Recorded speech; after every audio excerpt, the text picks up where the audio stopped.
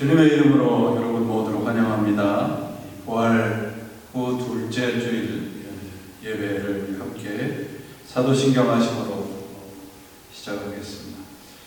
전능하사 천지를 만드신 하나님 아버지를 내가 믿사오며 그 외아들 우리 주 예수 그리스도를 믿사오니 이는 성령으로 잉태하사 동정녀 마리아에게 나시고 본디오 빌라도에게 고난을 받으사 십자가에 못 박혀 죽으시고 장사한 지 사흘 만에 죽은 자 가운데서 다시 살아나시며 하늘에 오르사 전능하신 하나님 우편에 앉아 계시다가 저리로서 산자와 죽은 자를 심판하러 오시리라.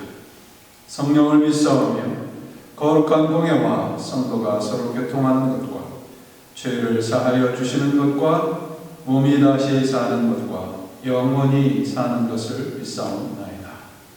아멘.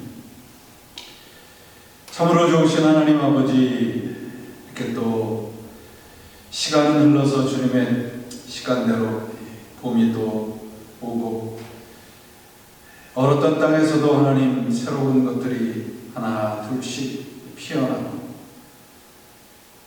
주님의 모든 것들이 주님의 뜻대로 진행이 되고 있습니다. 이 어렵고 힘든 시기에 이 주님의 시간 속에 저희들을 살아가게 하시고 하나님의 뜻을 따라 살아감에 큰 은혜와 사랑을 경험하는 모든 성도들 되게 도와주옵소서. 저희들의 예배를 기뻐 받으시는 하나님, 오늘도 이 예배를 받으시고 주의 말씀 속에 새로운 소망과 힘을 얻어 이 어려운 시간 주님과 함께 이겨가는 주의 모든 성도들 되게 역사하여 주옵소서. 연약한 주의 자녀들 붙들어 주시고 저희들이 이 시간 주님의 능력으로 잘 이겨서 또 함께 모여 예배드리는 그 시간까지 주의 은혜 가운데 지켜주시고 보호하여 주옵소서. 우리 구주 예수 그리스도 이름으로 간절히 기도합니다. 아멘.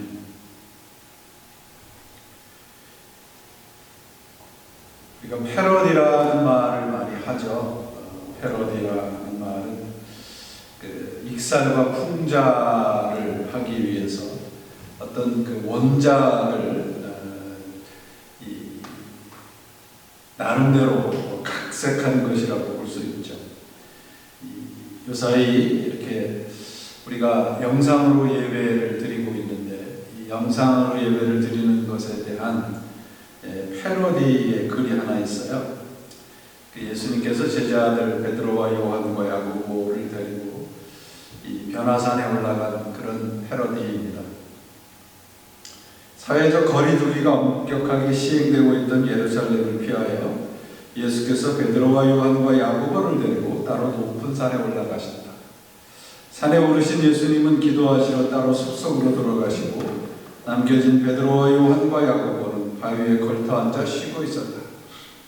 그때 그들의 눈앞에 놀라운 광경이 목격되었다. 하늘 밑으로 사막의 신부루처럼 거대한 영상이 눈앞에 펼쳐진 것이었다. 영상 속에는 빛과 같이 흰 옷을 입고 얼굴이 해같이 빛난 예수님과 모세와 엘리야가 담소를 나누고 있었다. 놀라운 광경을 목격한 야고보는 입을 다물지 못했다.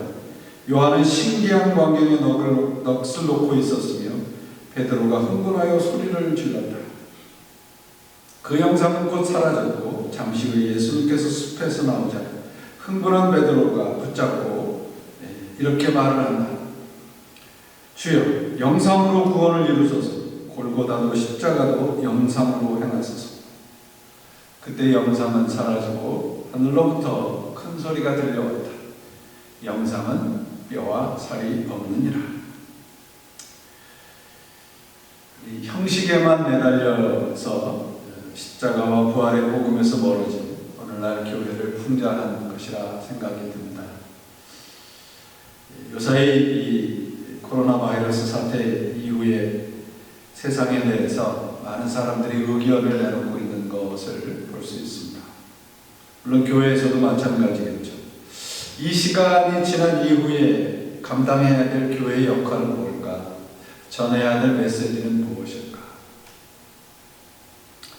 그래서 어떤 이 사이트에 보니까 The Gospel in the Time of Social Distancing 이라는 제목의 그 글을 보았습니다. 그 중에서 눈에 띄는 제목이 있었는데 God doesn't do social distancing 이라는 제목이었습니다.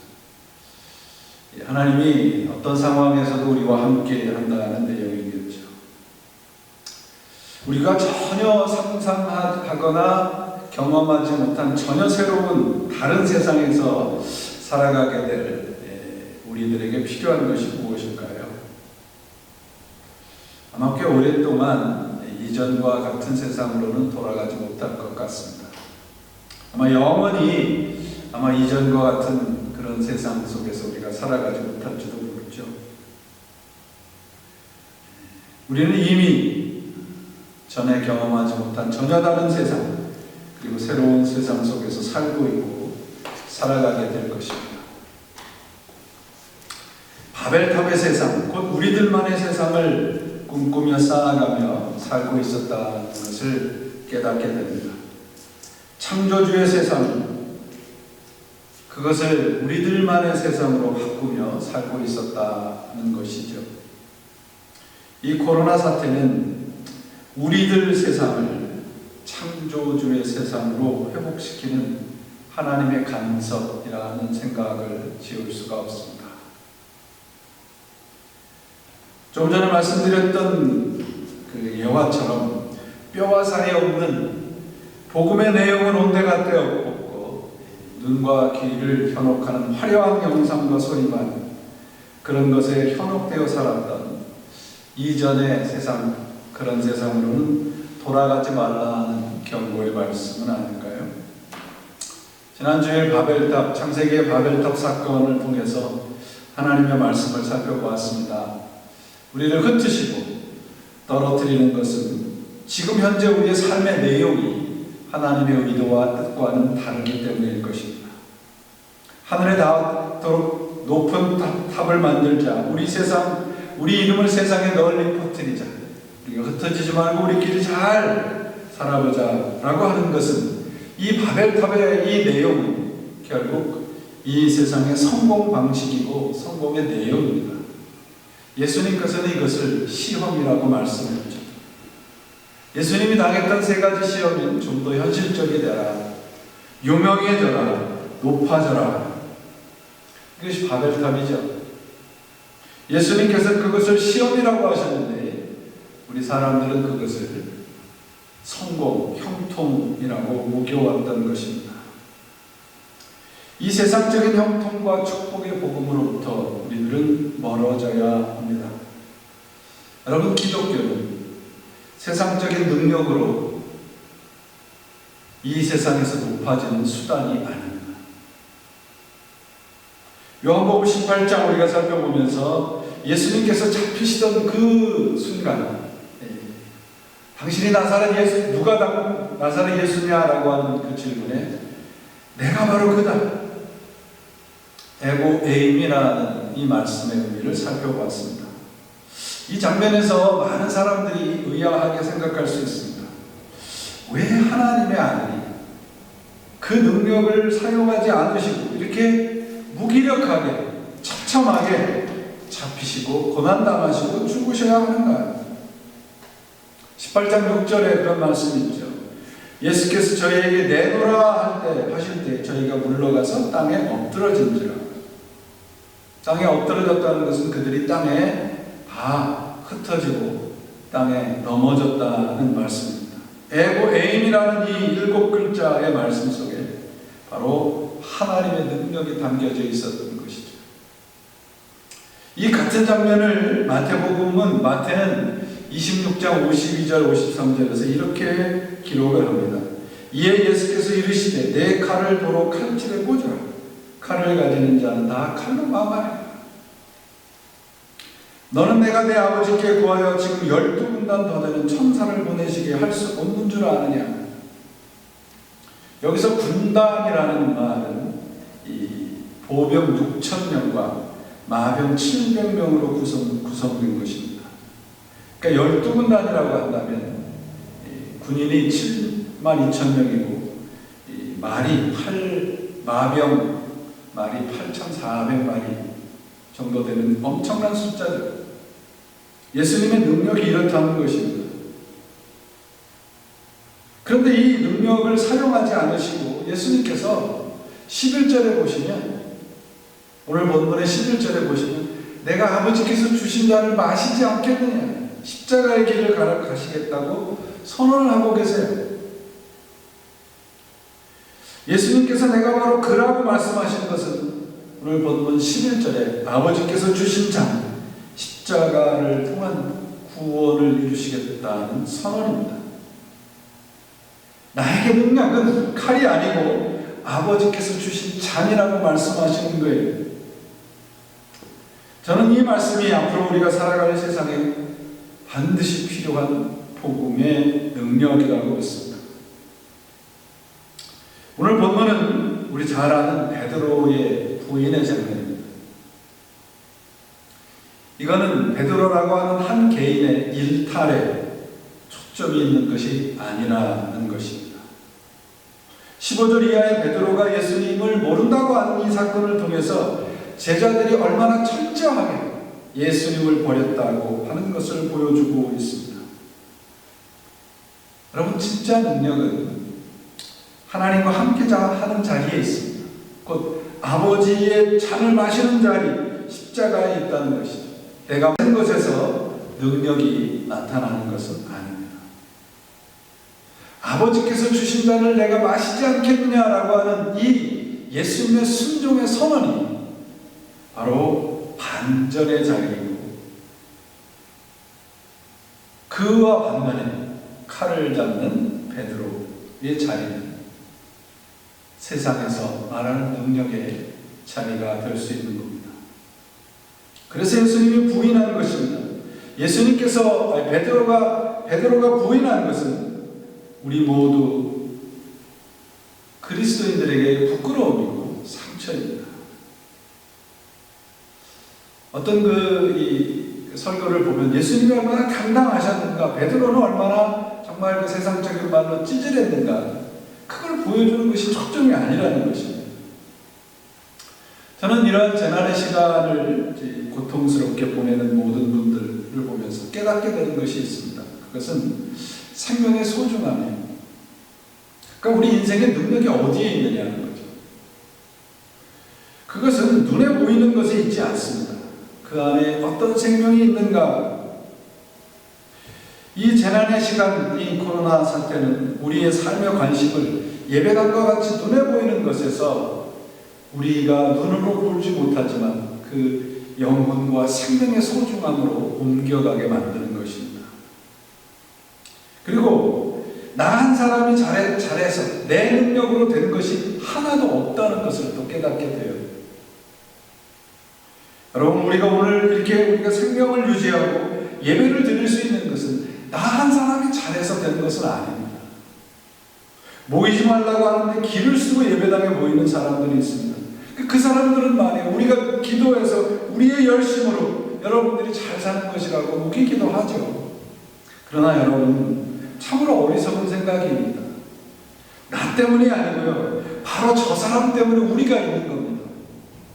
내 이웃이 자신의 자리를 잘 지켜주어서, 내 이웃이 그 자신의 자리 속에서 거리를 유지해 주어서 각자의 자리를 잘 지켜주었기 때문에 오늘날 우리가 있습니다. 내가 잘해서 내가 능력이 있어서 모든 것이 순조로웠다고 하는 저 자신의 오만함을 절절히 느끼고 있습니다. 가깝게는 우리 가족이고 교우들이고 친구들이고 모두 각자의 자리를 지켜준 사랑과 헌신으로 오늘의 우리가 있다는 것입니다. 그러므로 기독교 신앙은 내 자신의 개인의 능력이 있지 않습니다. 기독교 신앙의 참된 의미는 하나님에 대한 순종과 이웃에 대한 사랑에 있습니다. 오늘 본문에 등장하는 베드로와 같이 나는 결코 예수님을 배반하지 않겠습니다. 다른 사람은 몰라도 나는 아닙니다. 라고 말한 것처럼 제 자신은 제가 다른 줄 알았고 나의 능력과 나의 열심과 나의 신앙 때문에 옆 사람이 혜택을 받고 있다고 생각했던 오만함과 어리석음을 전 분명히 보게 되었습니다. 내가 아니고요. 바로 저 사람이고 내 이웃이고 내가 아니고 바로 하나님입니다. 베드로와 비교할 수 없이 너무도 많은 순간 내 중심으로 예수님을 멀찍이 따라갔던 자신을 발견하게 됩니다. 애인이 바로 납니다라고 얘기해야 될 때는 나는 아니라고 했고, 나는 아니라고 말해야 될 때 정반대로 대답을 하며 살았던 제 자신을 발견하게 되며, 내가 바로 베드로이며 가룟 유다며 눈치 보며 살고 있었던 사도 요한이었던 것입니다. 요한복음 18장부터 시작되는 예수님의 이 순환의 이 내용은 네 복음서가 공통적으로 기록하고 있는 것입니다. 예수님의 이 사역의 가장 핵심되는 부분이지요. 그런데 이 마태, 마가, 누가, 요한이 조금씩 차이가 있는 것을 우리가 발견하는데, 그것은 이 네 사도들이 복음서를 기록하면서 참고로 했던 소스가 다르다는 것으로 설명할 수밖에 없습니다.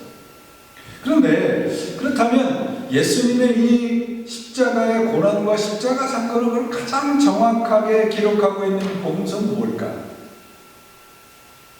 여기에서 보시면 마태와 요한만 12제자에 속한 사람입니다. 마태는 변화산, 회당장 야이로의 딸을 살렸을 때, 또 겟세마네 기도의 현장에 있었던 사람입니다. 그런데 마태는 예수님의 이 고난 십자가의 현장에는 없었어요. 베드로와 요한만이 멀찍이 따라가고 있었는데, 베드로는 칼로 말고라고 하는 사람의 길을 벤 사건으로 전전긍긍하면서 멀찍이 예수님을 따라가다가 그 이 대제사장에 있는 집에 사람들의 추궁의 공포에 질려서 예수님을 3번 모른다고 한 후에 뛰쳐나가서 통곡을 하는 그런 내용을 봐서는 십자가의 그 순환 사건의 자세한 정황을 베드로는 아마도 자세하게 모르는 것 같아요. 그렇다면 예수님께서 십자가에서 내 어머니라고 하면서 예수님의 어머니를 사도 요한에게 맡기는 것을 보면 사도 요한이 가장 가깝게, 또 예수님의 십자가의 가장 이 마지막 순간까지 지켰던 것을 우리가 알 수가 있습니다. 그리고 사도 요한이 이 복음서를 기록할 때는 이미 사도 요한이 부활하신 예수님을 만난 후입니다. 그러니까 부활하신 예수님을 만난 후라는 얘기는 자신들이 예수님의 그 십자가, 예수 그리스도의 십자가의 진정한 의미를 얼마나 몰랐으며 부활 후에 예수님의 십자가를 얼마나 자세하게 경험한 후에 기록한 것이라고 하는 것을 알 수 있어요. 그렇다면 예수님의 십자가의 사건을 가장 정확하고 가장 자세하게 기록한 것은 사도 요한이라고 이야기할 수밖에 없습니다. 이런 것을 왜 말씀을 드리냐면, 오늘 이 말씀 속에서도 우리가 그저 전통적으로 알고 있었던 내용보다는 훨씬 깊은 내용이 담겨져 있다는 것을 말씀드리려고 하는 것입니다. 12절에 이해라는 말로 시작을 합니다. 아주 상황이 급박해졌습니다. 예수님이 십자가에 아버지의 잔을 마시겠다는 말씀을 선언하면서 십자가의 길을 걸어가십니다. 예수님이 잡혀서 결박되었는데 13절에 보시면 먼저 안나스에게 끌고 갔다고 되어 있어요. 이 안나스라는 사람은 거기에 보시면 대제사장 가야바의 장인이라고 되어 있습니다. 대제사장은 한 사람인데 모든 실권을 대제사장이 쥐고 있어야 되는데 장인이 지금 모든 실권을 쥐고 있었다는 얘기예요. 예수님을 가장 먼저 끌고 간 사람이 안나스입니다. 그는 이 자신의 그 종교적인 권력을 남용을 해서 강제로 대제사장직에 파견된 인물입니다. 그런데 그 후에 자기 네 아들들, 손자, 사위들 무려 46년 동안 대제사장직을 독점한 가문이에요. 이 안나스로부터 그런 모든 것이 시작이 됐단 말이죠. 사도 요한이 안나스를 기록한 이름을 지금 여기 언급하는 것은 그가 지금 가장 실질적인 세력이라는 것입니다. 실세라는 거예요.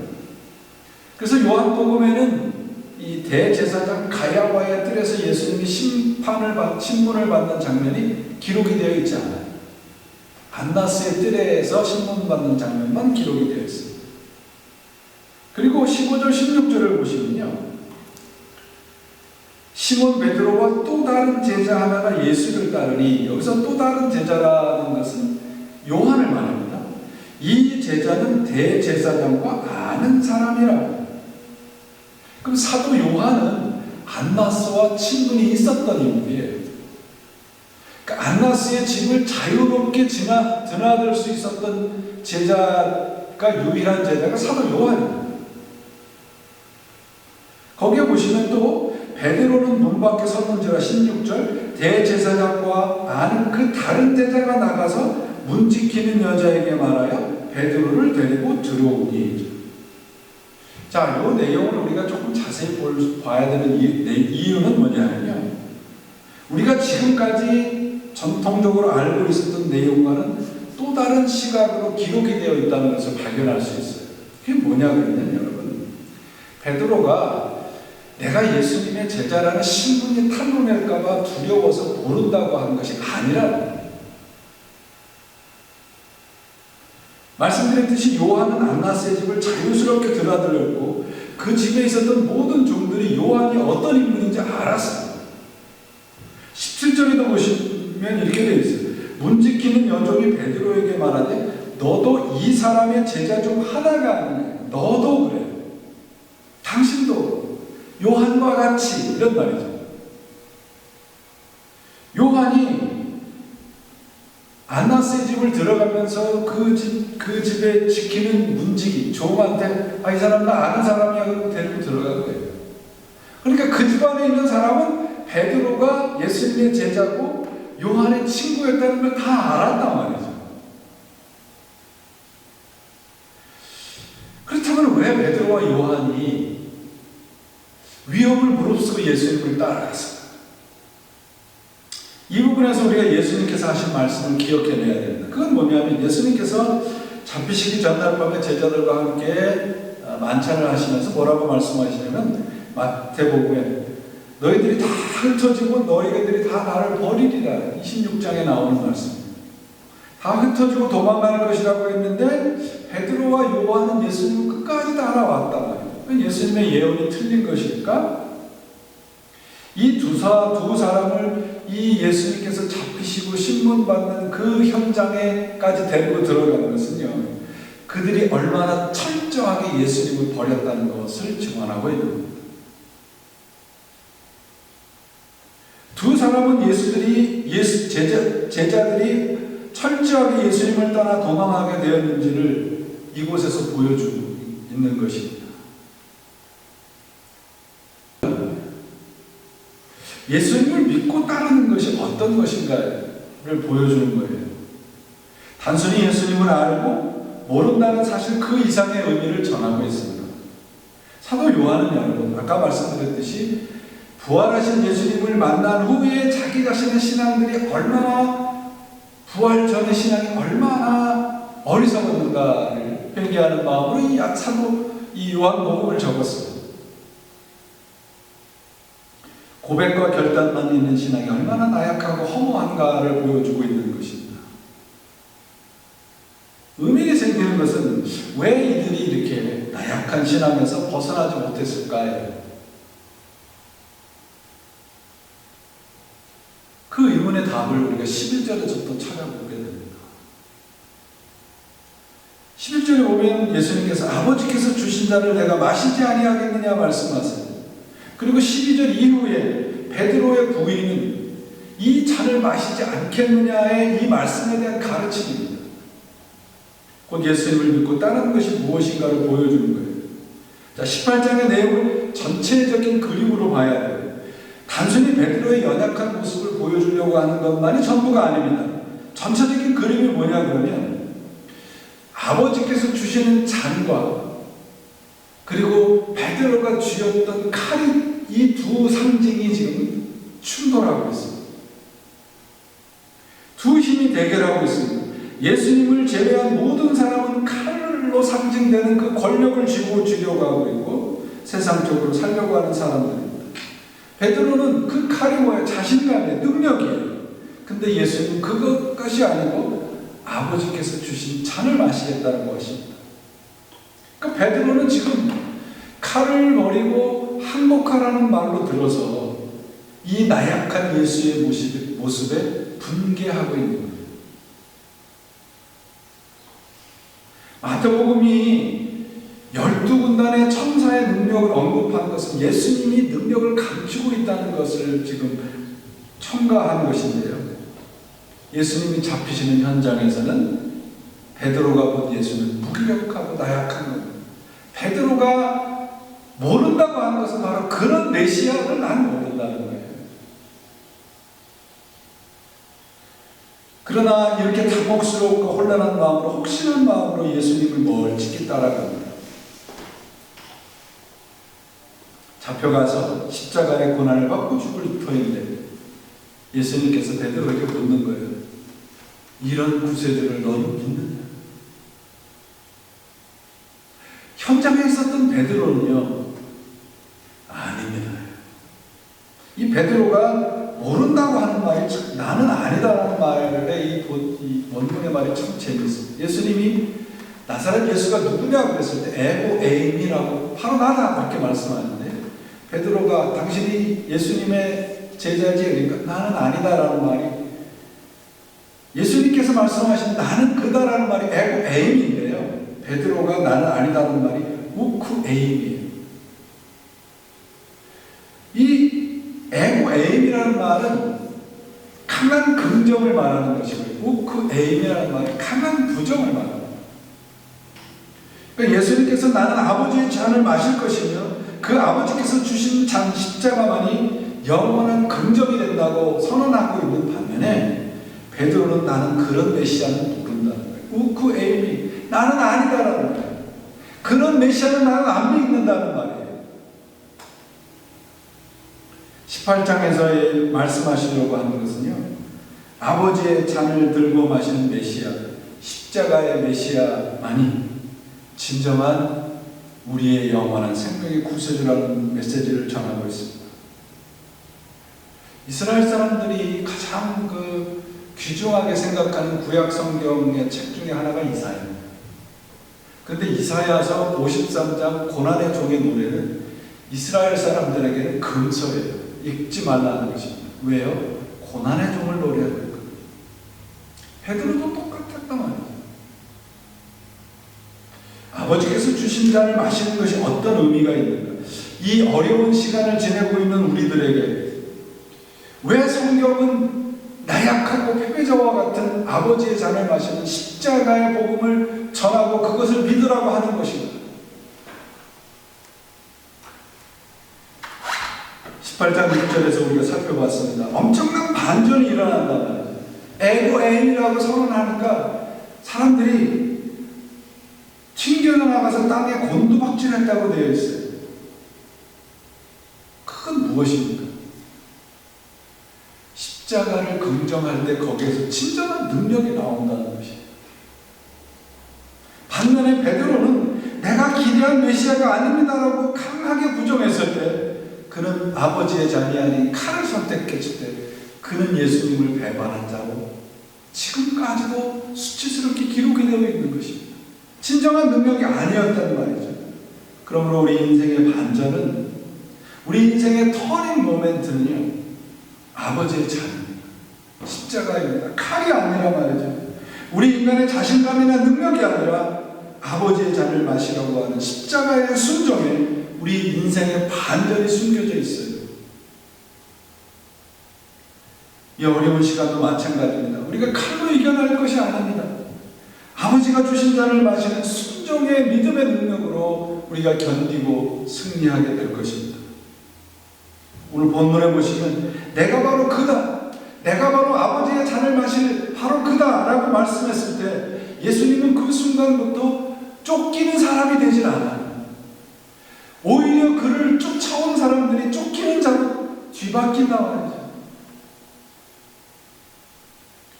죽음의 죽음과 고난이 죽음의 대상이 되지 않게 되는 겁니다. 고난은 이기는 것이 아니고 견디는 거라는 말씀드렸습니다. 아버지의 잔을 마시는 것은 지금 우리에게 닥친 고난을 우리가 함께 끌어안는 거예요.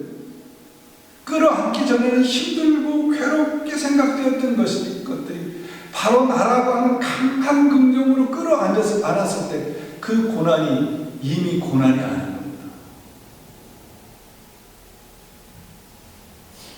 내가 바로 그이다. 아버지의 잔을 마시겠다는 이 순간 우리의 생명의 구원이 시작이 되고 완성이 됩니다. 아버지께서 주신 잔, 내가 마셔야 할 잔은 세상은 고난이라고 하고 고통이라고 합니다. 그러나 성경은 그렇지 않습니다.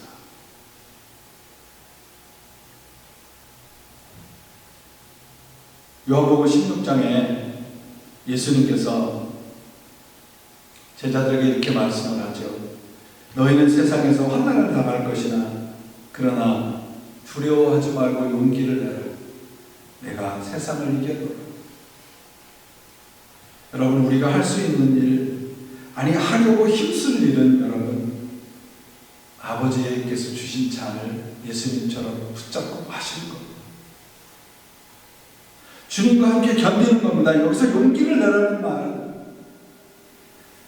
내게 지금 주어진 그 문제, 재난, 환난을 대면하라는 거예요. 용기를 내어 그것을 끌어안으라는 말입니다. 그때부터 우리는 그것이 환난이 아닌 하나님께서 우리들에게 주신 메시지라고 하는 것을 알게 됩니다.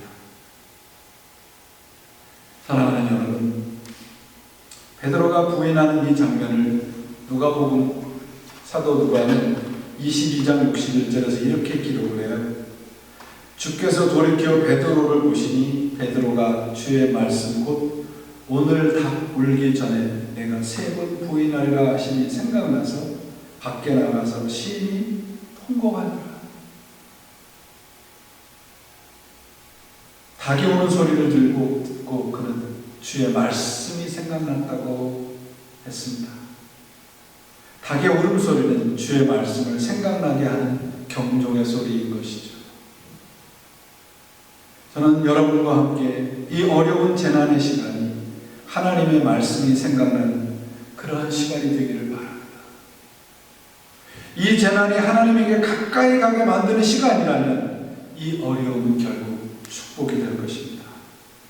끌어안으면 지금의 고난이 흠칫 한 발짝 뒤로 물러날 것입니다. 그리고 하나님의 성큼 우리에게 가까이 계심을 알게 됩니다. 전혀 다른 세상이 시작이 되는 거예요. 그 시작이 무엇인가? 베드로가 쥐인 칼이 아니고요. 예수님께서 마신 아버지께서 주신 잔 십자가입니다. 우리에게 주신 복음을 끌어안는 거예요.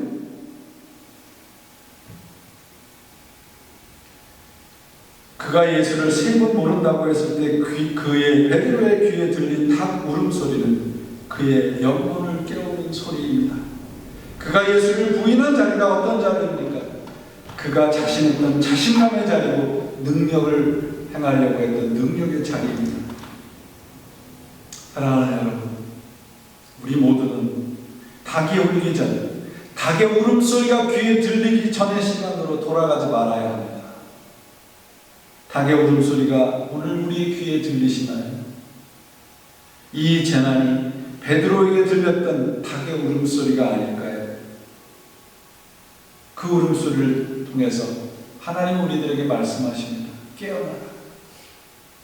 칼을 버리고 아버지께서 주신 잔을 붙잡아라. 믿음은 하나님 없이 살 수 없다는 고백이고 삶입니다. 우리가 지금까지 칼로 상징되는 세상의 것들을 쌓아 올리며 살았습니다. 우리들만의 세상을 만들려고 그저 하나님은 우리들만의 세상을 쌓아가고 만들려고 하는데 작은 어시스턴트에 불과하다며 살고 있지 않았습니까? 이제 우리들만의 세상을 버리고 하나님이 만드신 그 창조주의 세상으로 회복되는 이 시간이 되기를 바랍니다. 아주 아직 많이 두렵습니다. 많이 힘이 들 것입니다. 그러나 하나님의 본심은 회복이고 치유이고 생명이고 구원인 것을 알고 있습니다. 베드로가 예수님을 부인했던 그 자리가 어디입니까? 숯불 앞이라고 되어 있죠. 수치의 자리고 부끄러움의 자리입니다. 그런데 그 배신과 수치와 부끄러움의 자리였던 숯불 앞에서 예수님은 베드로를 용서하세요. 요한복음 21장에 보시면 부활하신 예수님께서 베드로와 제자들을 만나시는데 거기 뿔이 있는데 그 위에 생선이 놓여있고 떡이 있더라고요. 오늘 우리의 자리가 베드로가 예수님을 부인했던 수치와 부끄러움의 숯불 앞이 될 수도 있습니다. 그러나 우리가 주의 말씀을 붙잡을 때 그 숯불 앞이 치유와 회복과 진정한 능력의 자리가 되는 것입니다. 오늘 우리의 현실이 베드로가 섰던 숯불의 자리와 같다는 것을 깨닫고 그렇게 잡으려고 했던 칼을 버리시고 아버지께서 주신 십자가의 잔을 함께 붙잡고 마시시기를 바랍니다. 그 순간 우리의 인생의 반전이 시작될 것이며 결국은 하나님이 승리하신다는 것을 경험하게 될 것입니다. 우리 다시 닭이 울기 전에 시간으로 돌아가지 마십시다. 뼈와 살이 없이 화려하기만 했던 그 시간을 버리고 아버지가 주신 잔을 마시는 십자가의 부활의 사람으로 살아가시기를 바랍니다. 주님께서 오늘도 우리들에게 말씀하신 내가 주신 잔을, 내가 준 잔을 오늘 너희는 마시겠느냐. 이 말씀, 주의 말씀을 붙잡고 아멘 하시는 오늘서부터 주님이 함께 하신 진정한 반전의 시간으로 살아가시는 여러분 모두가 되시고 예수님의 이름으로 축원을 드립니다. 기도하시겠습니다. 하나님 아버지, 오늘도 주께서 함께 하시는 이 예배 시간, 부족한 부끄럽고 어리석은 제가 하나님의 말씀을 전하였습니다. 아직도 우리 손에 들였던 칼과 같은 것들을 버리게 하시고 예수 그리스도의 십자가의 잔을 마시는 저희가 되도록 역사하여 주옵소서. 우리 모두 이전의 시간으로 돌아가지 않게 하시고 하나님과 함께 하시는 새로운 세상, 새로운 시간을 살아가는 주의 자녀로 만들어 주옵소서. 예수 그리스도의 이름으로 간절히 기도합니다. 아멘.